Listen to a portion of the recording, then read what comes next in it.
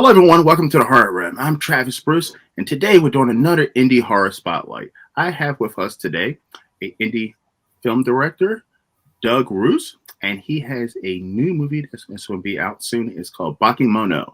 Doug, welcome to the Horror Room. Hello, thank you for having me. It's a pleasure, man. It's a pleasure. Coming all the way from Japan, correct? Yes, thank you. So tell us a little bit about Bakemono. Well, it revolves around a cheap Airbnb in Tokyo, and a gruesome creature is waiting for these different people that visit the apartment at different times. And there's a lot of horrible deaths. Really? So what gave you the inspiration to make Bakemono? Well, I was really inspired by John Carpenter's The Thing. I always loved that movie, and I really love practical effects. And I just love monster movies, especially from the 80s, like The Blob, The Fly. I love Aliens, Invasion of the Body Snatchers, all those kind of films. So that really inspired it. Awesome. Now you're in post-production right now? Well, it just premiered at another Hole in the Head Film Festival in San Francisco. Mm-hmm. So, and then I am still shooting additional special effects because I'm actually going to do an exclusive crowdfunding only cut of the movie, which has more nudity and more gore and stuff like that. Nice. And listen, nudity and gore is always a horror fan's dream. Yeah, I think there's quite a lot actually. 2 horror critics already said that it was overkill, so maybe it's too much. But I don't think so. I think there is a lot though, and it might be extreme for some people. But yeah. Now, how long did it take you from writing to filming? Did it take you to get it made? From writing to filming was pretty quick, actually. It was only maybe like 4 or 5 months until we started shooting after I wrote it. But then the actual filming took over 80 days because of all the practical special effects. Now, did you use anybody in specific for the practical effects? Actually, I did it all myself. Really? Yeah, I don't recommend that. That's pretty insane. But everybody loves the special effects. And I had experience because this is my 3rd feature. And on my 1st feature, I worked with one of the effects artists for You're Next and A Horrible Way to Die.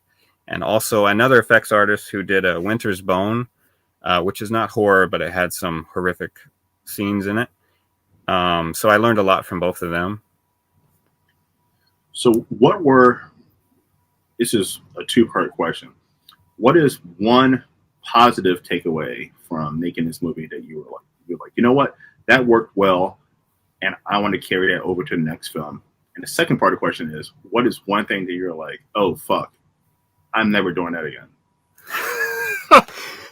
Let's see. Well, definitely everybody loves the practical special effects and the monster. And so, and I mean, that's what I'm going to do in every movie from now on is I just want to do practical effects monster movies because that's what I love so much. And then, let's see. I mean, most of the feedback has been really positive, but some people, this is like the first monster movie that's told completely out of order, like Memento, Following, and Pulp Fiction.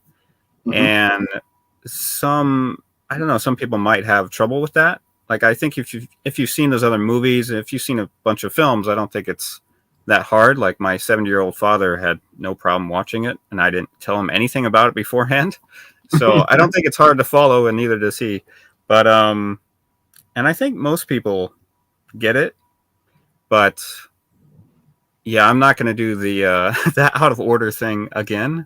I plan to make my next movie in chronological order anyway. I'm a huge Tarantino fan, and most of his movies, majority of his movies, are like that. You know, where it's bouncing back and forth from present to past, and like I definitely like that variety of movie. But I could see how some people wouldn't like it. But Yeah, I mean, I actually like it because it adds something new. Especially, I've never seen a horror movie do that before.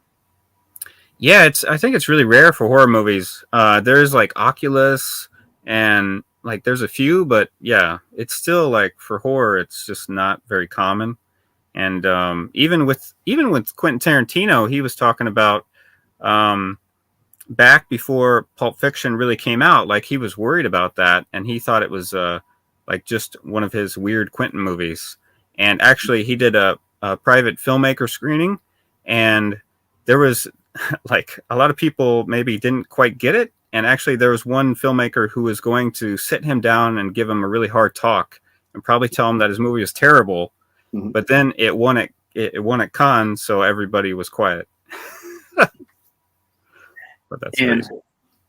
a Memento is a movie. By the way, I've seen that movie years ago on VHS, and it was an indie movie that didn't get a lot of buzz. Such a great movie. Yeah, I agree. I love it so much. Such a great movie. And you're wearing a T-shirt for another movie it's an underrated indie horror movie, and that's Basket Case. That movie definitely doesn't get a lot of love as well and attention. Yeah, it should. I love Basket Case, and I love Basket Case 2 and 3. I love Frank Henenlotter. Like, he's an amazing filmmaker. Mm-hmm. So, I love all his movies. Because I was at a horror con and they were showing like the making of Basket Case and the stop motion and all that. And I thought it was I was like, wow, looking at it today, you're like, oh, that looks cheesy or whatever. But like back then, I mean, to see what they did and how they got the monster to move around, it was amazing. Yeah, it really is. So what are some horror movies that you get inspiration from now?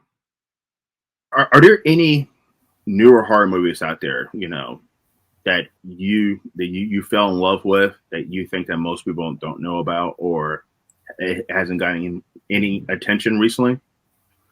I really love Kill List, although I think quite a few people know about that. But I love End of the Line. It's by Maurice Devereaux, and it's a Canadian horror movie. It's really really good. So I definitely recommend that one. I'm gonna check that And one out. as far as like older Japanese movies, there's one called Gazoo, The Thing Forsaken by God, Part One, which is from 1986, and it's kind of like Japan's version of The Thing, although it's not. It's only like 50 or 40 minutes long. Really? Yeah. I just got introduced to one. I can't think of the name of the title, but it's a Korean movie about this guy with Ebola, and he goes to South Africa and spreading around. Oh, I think that's a Chinese movie. I think it's called Ebola Syndrome. Yes. Someone told me about that recently, and I watched it. I was like, wow, this is a fucking crazy movie. Yeah, it's awesome. Yeah, that's from Hong Kong, and yeah, I love that movie. I got the Vinegar Syndrome Blu-ray. Nice. Yeah, I was like, how the hell how was this off of my radar for this long? Yeah, I don't know. There's tons of stuff out there, really, and like you can always find something new, which is crazy. Like especially like Category 3 films from Hong Kong, or just like I've been finding like old Japanese horror movies and obscure stuff. Yeah, and it has been until this year that I've started diving into more of the Asian horror, and there's some good stuff out there. I mean, I can't believe I actually made a video saying I was embarrassed that I just finally watched Train to Busan this year. Okay. And it's such a great movie. Yeah, there are so many good Korean ones. Like I Saw the Devil, The Host, which is a like monster comedy, and there's A Tale of Two Sisters. Yeah, there's so many great Korean and Japanese, of course, because you have The Ring, Cure, Ju-on, Onibaba. That's a really good one if you haven't seen that. It is a good one. It's a lot, and I'm just so glad that it was majority horror was focused on North America and Europe, but I'm glad to see that the Asian market is now, putting their spin on the horror, and I'm loving it, man. I'm loving it. We have so much content now.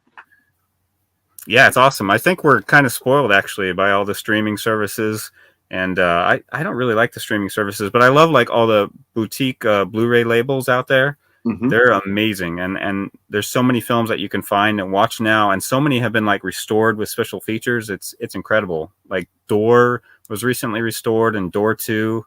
I just I love to see all that stuff, and the like the Yokai Monsters trilogy from Arrow Video, like that's phenomenal. Oh yes, yes. Now speaking of streaming servers, it is getting so. I've asked this question a lot, but it's getting so easy for. It's easier for filmmakers or anyone to go out there and make a horror movie and put it up on a streaming service, especially like Tubi. Do you think that's watering down the actual product? Um, well, yeah, because I mean now there's just too many films. There's kind of like too much. They call it content, which I hate.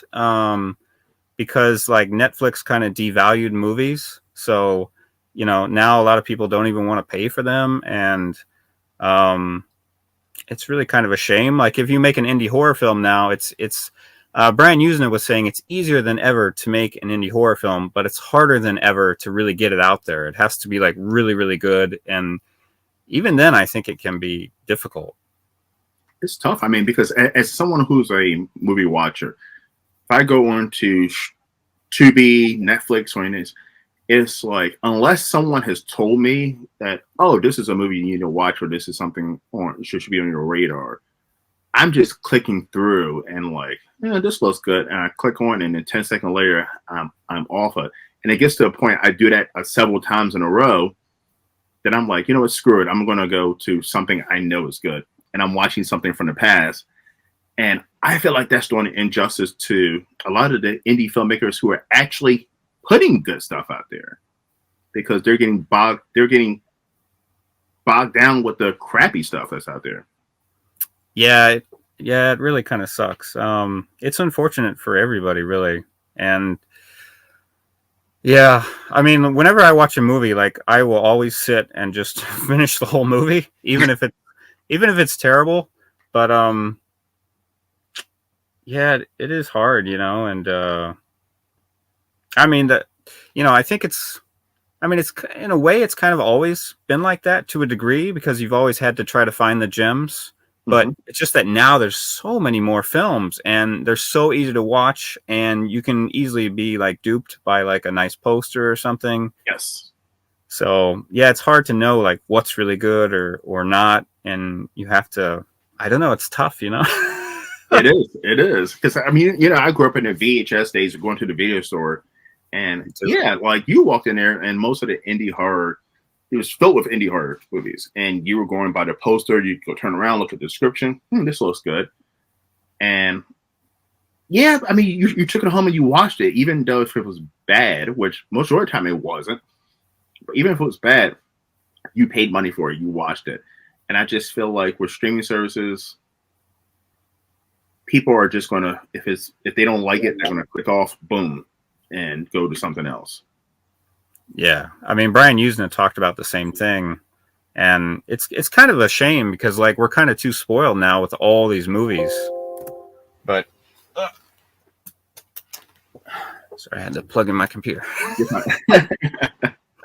But no, yeah, I mean, yeah, I think we're too spoiled because like we have too many options when we want to watch something, and yeah, I mean, I feel bad for other indie filmmakers too because like no matter what, like it's always really hard to make a film. I mean, sometimes you have really talented, amazing directors like Spielberg, and he still made The Lost World, which is it's not good.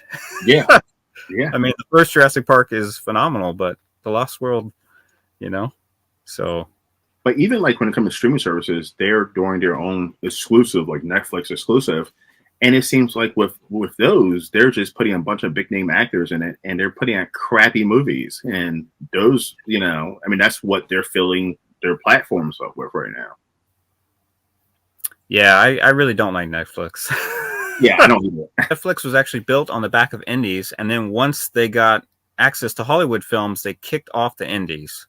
If you watch this documentary called VHS Massacre 2, it's really insightful and amazing, and they go through all that. They also talk about how distributors usually rip off indie filmmakers. So and it's a shame. It's a shame. But I'm glad that there's more streaming services coming out like Tubi and Plex and that are. But at the same time, I heard that they're a little bit better when it comes to not ripping off indie filmmakers, but they still do it. Yeah, I mean, like Tubi does actually pay, and they say they pay probably the highest because, like, Amazon gives nothing if you get on Prime or whatever. It's like pennies. Who cares? And YouTube doesn't pay very much either, unless you get like really famous. But yeah, I've heard Tubi's much better. It's still like the problem is with streaming. There was an article recently talking about it's like a race to the bottom because like it's devaluing film. People don't want to pay for it, and the streamers don't pay either. Like even Brand Useness said that Netflix doesn't pay much. Yeah. So, but they pay like Adam Sandler and The Rock millions of dollars to make crappy movies. So Doug, where can everyone find you? I'm on Twitter at Blood on the Blade, and if you search Kickstarter or Indiegogo for Bakemono, you can find it. Or I'm on Facebook at Doug Roos, film director Doug Roos. So Instagram, I'm horror movie director. Awesome. Well, listen, everybody, check out Bakemono. And Doug, you know what? You're more than welcome to come on anytime, man. As soon as I check out Bakemono, I want to have you back on and we can talk about it. Awesome. Thank you so much. I really appreciate it. It's been a pleasure, man. All right, everyone. Well, thank you for coming to the Horror Room. I'm Travis Bruce. I'll see you guys next time. Take care.